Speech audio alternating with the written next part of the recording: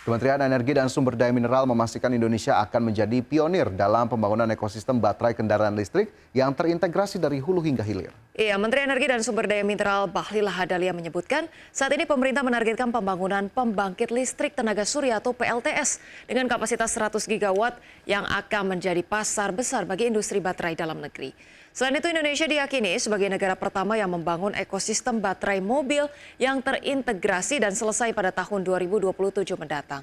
Dengan adanya ekosistem baterai untuk kendaraan listrik, Bahlil optimis Indonesia dapat menjadi tujuan utama investasi yang efisien karena bahan baku hingga ekosistemnya sudah tersedia. Kementerian ESDM mencatat dalam pengembangan ekosistem baterai kendaraan listrik, Indonesia telah mendapatkan investasi dari Huayu dengan total mencapai 8 miliar dolar Amerika. Terkait dengan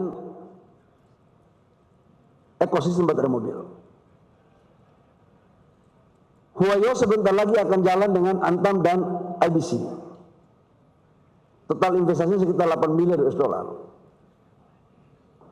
Nah, kalau ini semua jadi, kita targetkan 2027 akhir, ini semua udah jadi.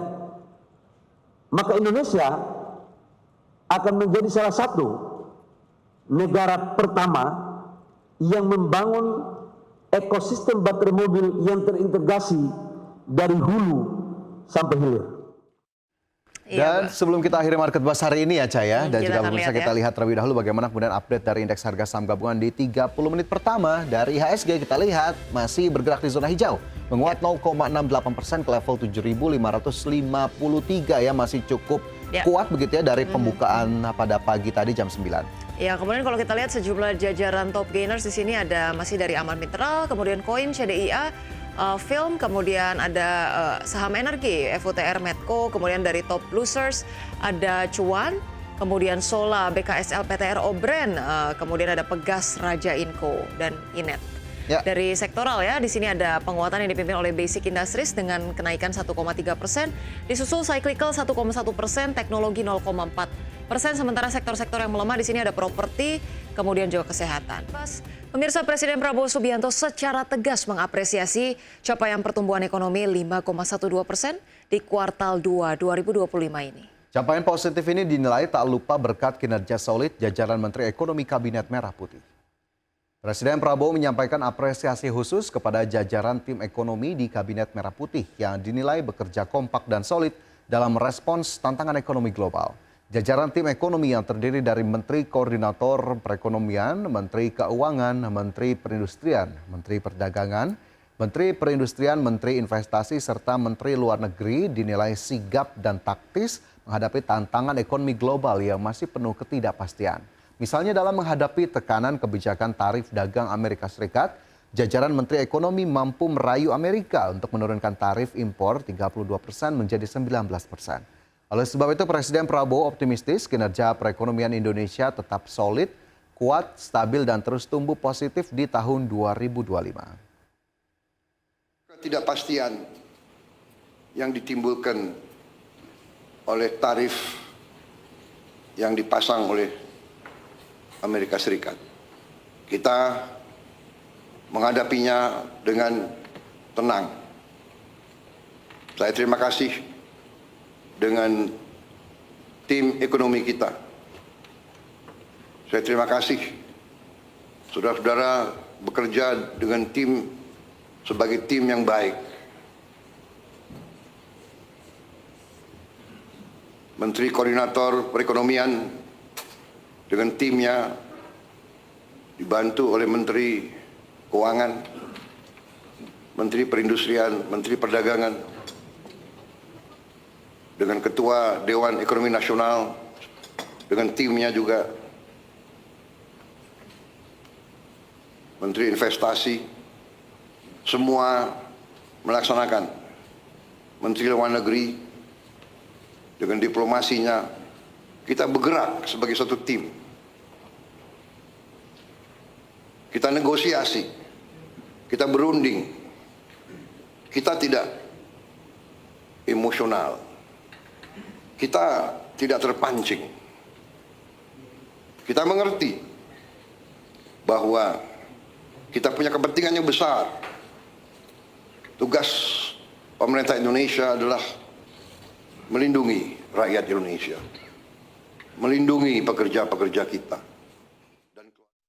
Ya tentu apresiasi diberikan oleh Presiden begitu ya kepada jajaran menterinya, ini tetap harus kita hargai, tapi jangan lupa bahwa data yang kemarin dirilis oleh BPS juga mengundang pertanyaan ya dari sejumlah lembaga atau bahkan media, tidak hanya domestik tapi juga asing. Nah ini juga mungkin harus menjadi refleksi juga ya untuk Presiden dan jajaran, apakah kemudian data 5% ini sudah tercermin dalam apa yang didapatkan oleh masyarakat di lapangan. Jangan-jangan ini hanya sekedar data, tapi di lapangan sebetulnya masyarakat masih menemui berbagai kesulitan, termasuk tadi soal daya beli dan juga pendapatan yang memang belum bisa maksimal untuk menghidupi mereka. Ya, kita nantikan transparansinya sebetulnya ukuran optimismenya ini apa saja gitu ya. Karena kalau dilihat dari lembaga internasional bahkan IMF atau World Bank pun beberapa kali mungkin menyatakan proyeksi ekonomi ataupun pertumbuhan ekonomi ini lebih rendah daripada proyeksi negara kita sendiri gitu ya. Jadi parameternya ini seperti apa dan kesejahteraannya apakah betul-betul dirasakan langsung oleh masyarakat atau mungkin segelintir pihak yang terlibat saja begitu ya di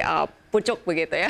Oke, baik, dari informasi tadi pemirsa kita bergeser ke informasi berikutnya.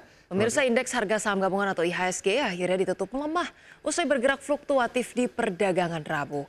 Saham Prajogo Pangestu jadi penopang utama IHSG di tengah penantian rilis rebalancing indeks MSCI. Namun IHSG terbebani pelemahan saham Jumbo yang terdampak oleh profit taking. Indeks harga saham gabungan ditutup melemah 11,43 poin atau 0,15% ke level 7.503,75 di akhir perdagangan Rabu. Secara intraday, IHSG cenderung bergerak fluktuasi dengan beberapa kali berbalik ke zona merah dengan intraday terendah di level 7.502 dan menguat ke intraday tertinggi di level 7.549. Indeks sektoral dengan kenaikan terbesar adalah sektor barang baku naik 1,82%, sektor perindustrian menguat 1,69%, dan sektor barang konsumen siklikal melaju 1,48%. Sedangkan indeks sektoral dengan pelemahan terdalam adalah sektor barang konsumen non siklikal turun 1,01%. Saham Brand ditutup menguat 2,12% di level Rp7.225 per saham dan menyumbang 8,53 indeks poin dan menjadi penopang utama IHSG. Lalu saham BRMS yang melesat 11,43% di level Rp468 per saham dan berkontribusi 5,15 indeks poin ke IHSG. Adapun saham-saham perbankan Big Caps berbalik melemah usai menguat dan topang IHSG di Selasa. Saham BBCA ditutup melemah 1,48% di level Rp8.300 per saham dan menyumbang 7,14 indeks poin ke pelemahan IHSG. Saham BBRI ditutup melemah 0,80% di level Rp3.710 per saham dan membebani IHSG 4,94 indeks poin.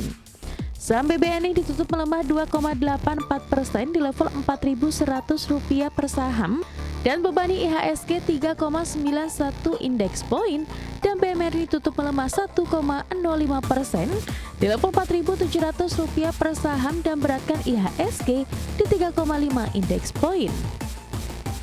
Pasar modal tanah air diperkirakan masih akan dipengaruhi sentimen pertumbuhan ekonomi dan juga rebalancing Morgan Stanley Capital International edisi Agustus 2025 untuk saham-saham tanah air.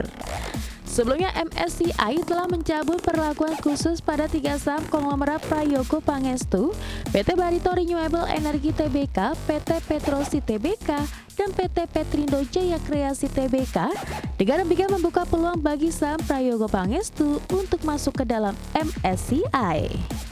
Berbagai sumber, IDX Channel.